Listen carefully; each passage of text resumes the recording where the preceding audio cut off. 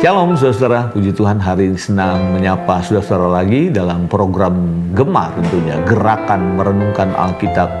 Dan waktu Gema hadir di tengah-tengah ruang saudara, maka ada pesan firman Tuhan yang akan mendarat di dalam sanubari hati saudara.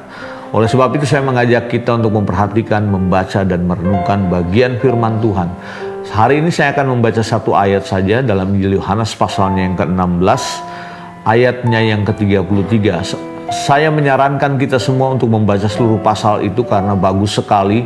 Karena Tuhan Yesus menjelaskan tentang implikasi atau akibat dari seseorang mengikut Yesus sebagai Tuhan dan Juru Selamatnya.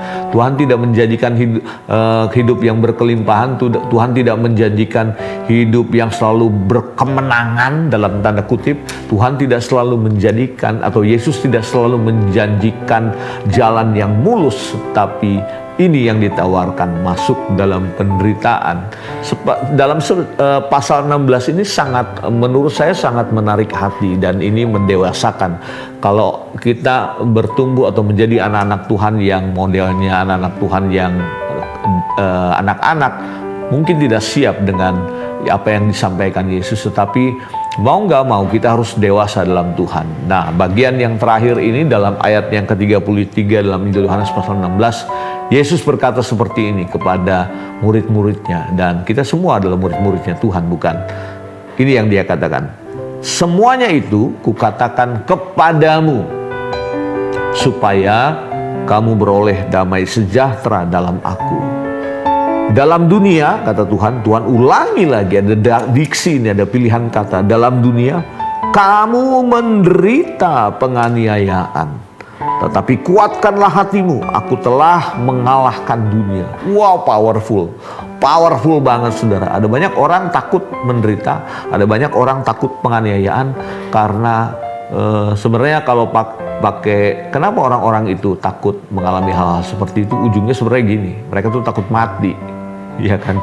Jadi dalam kehidupan kekristenan ini, buat kita ya anak-anak Tuhan yang benar-benar solid, mempertahankan iman, kematian itu cuma sekedar gini, kita perpindahan alam.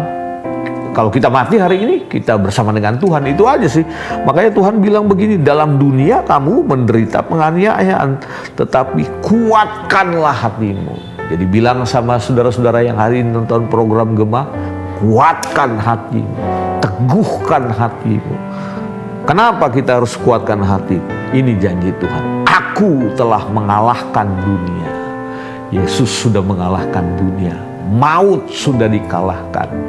Jadi buat kita, mau mati hari ini, mau mati besok, mau mati kapan aja, Dia sudah memberikan kemenangan bagi kita. Jadi gak perlu takut saudara-saudara tentang hal-hal yang hari ini mungkin merampas sukacita kita. Bahkan seorang teman berkata, kenapa kamu gak timbun bahan pokok?